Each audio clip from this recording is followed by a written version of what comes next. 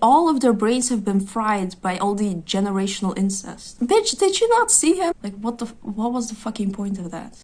Hi there, guess who's back? Yes, it's me. So I literally always film a video and then don't film for like months on end. And then I come back and I'm like, how does this work again? So we're going to be talking about House of the Dragon. I'm a couple of months late, as always. What are you going to do? I don't know how to manage my time properly. Literally, if I knew how, I would, but here we are. Talking about it now that the hype has kind of died down and no one is going to be watching this anymore, but that's fine, you know, maybe that's better. Maybe it's better that way. What do I have to say about it? I mean, it was good. I liked it. I enjoyed it. I'm patiently waiting for season 2, which is going to take a while.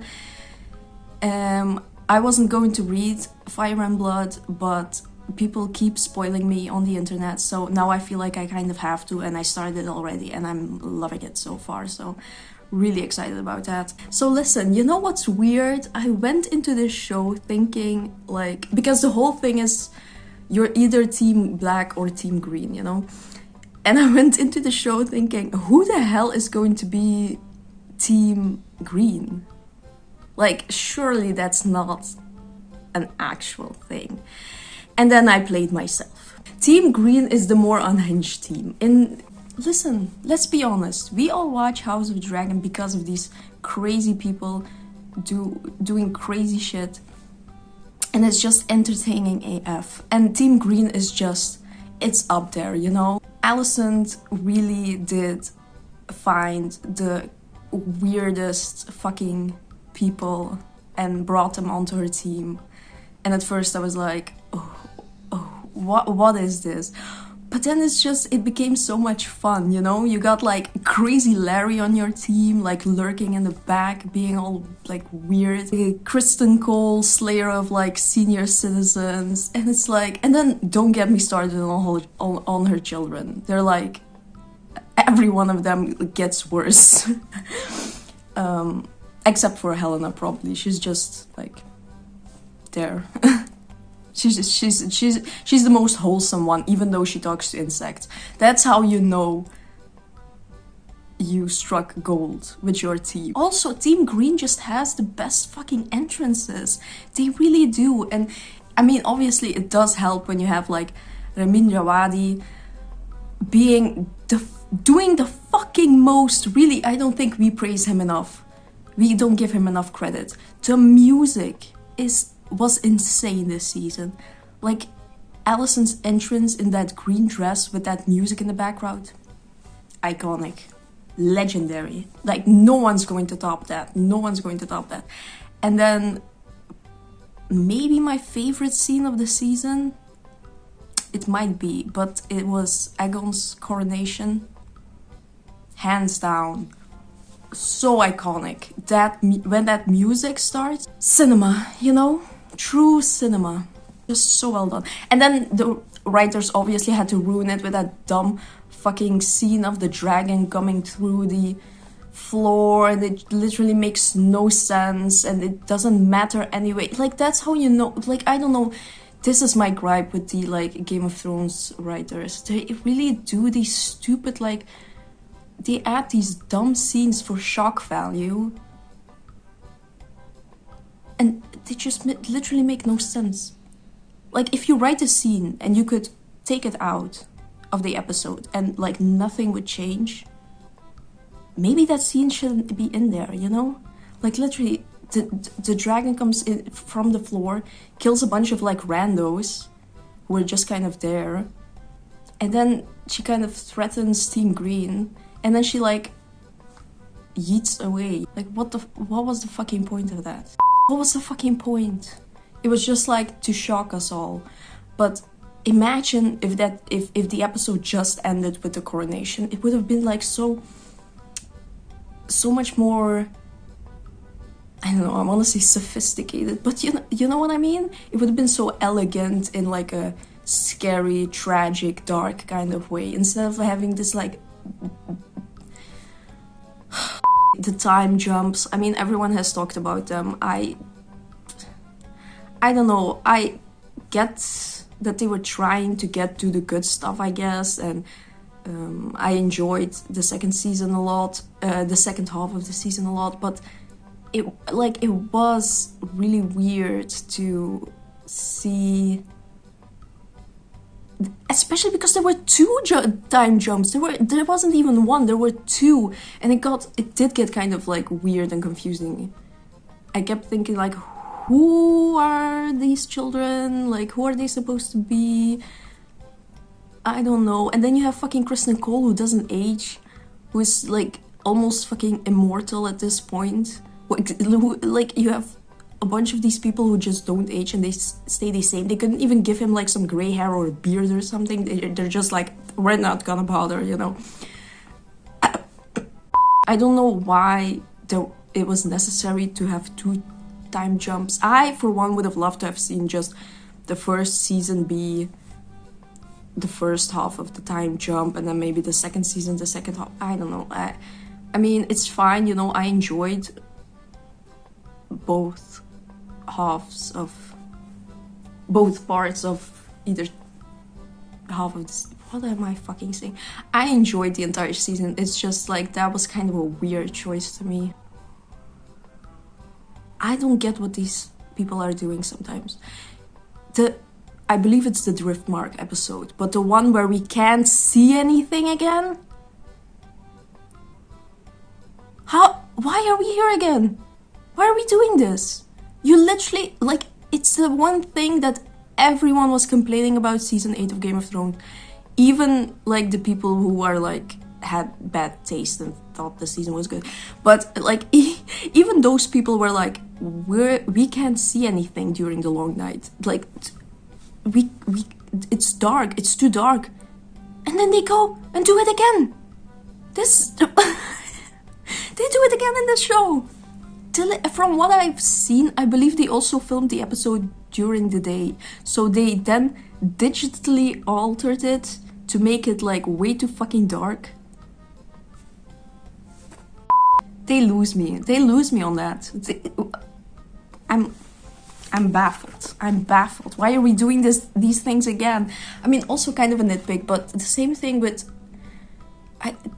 I feel like some of the writers just don't agree with each other in the writing room. I don't know. I feel like there's a bunch of writers who have like one idea about a character or an event, and then the other writers have a different idea about it.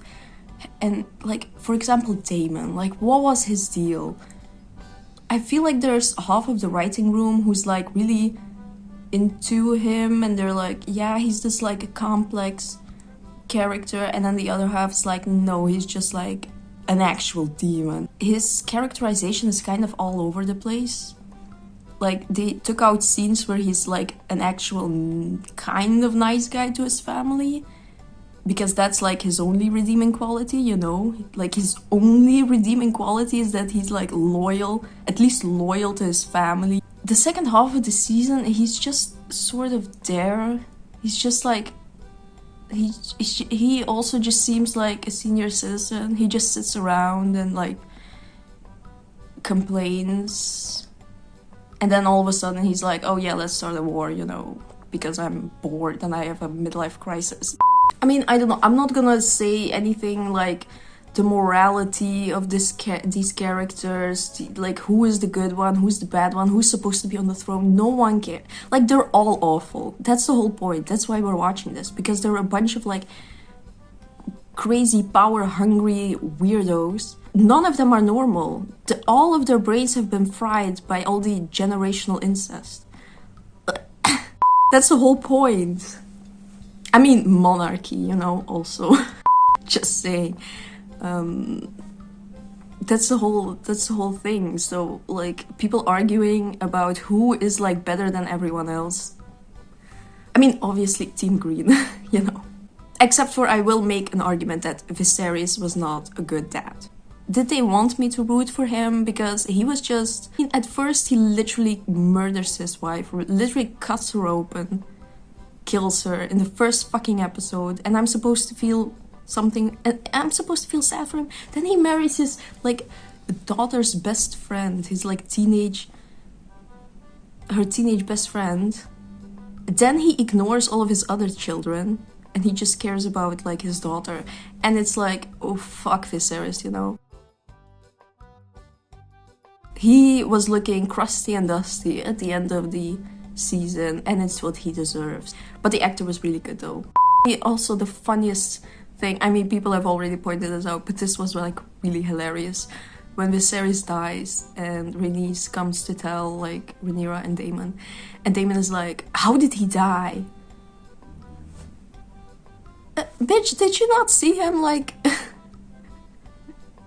You literally saw him last week and he was like a walking corpse. This man was like on the edge. This man could have stepped on a Lego and he would have like died. Right then and there. What are you talking about? Like, nobody killed him. He just flew the coop. I mean, this is like, what is happening with Daemon? I mean, I know his brain is also fried, but get it together, man. I mean, those crusty, dusty wigs were also a choice. Overall, I really enjoyed the season. I'm looking forward to the rest. I hear it gets crazier. I do wish there were maybe more episodes, or it would have been a little more... better paced. I do feel like a lot of stuff all of a sudden happened in the second half of the season, and you kind of had to keep up. A lot of...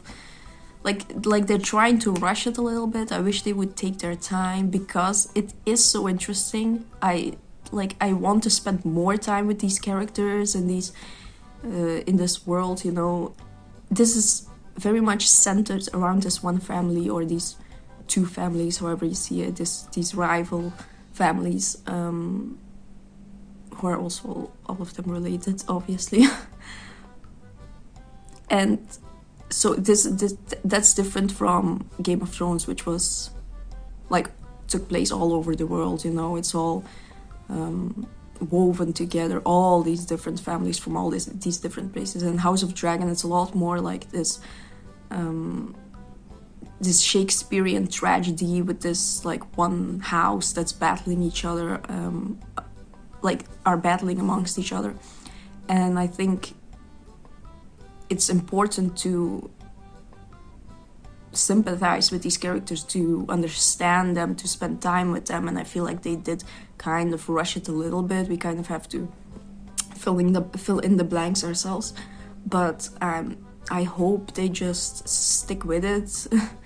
I don't think there are going to be any more, and I hope there aren't going to be any more time jumps in season 2, or at least no big ones, so we can really take our time and just enjoy the madness, you know. That's what we're here for. We're here to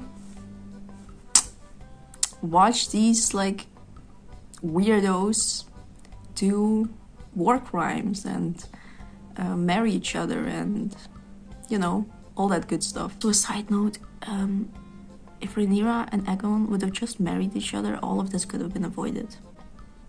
Just saying. I might be unpopular opinion, but Rhaegon, kind of here for it.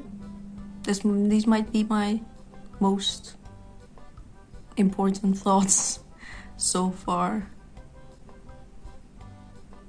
I don't know, let me know what you think, guys. And hopefully I'll be back a lot sooner. An actual demon.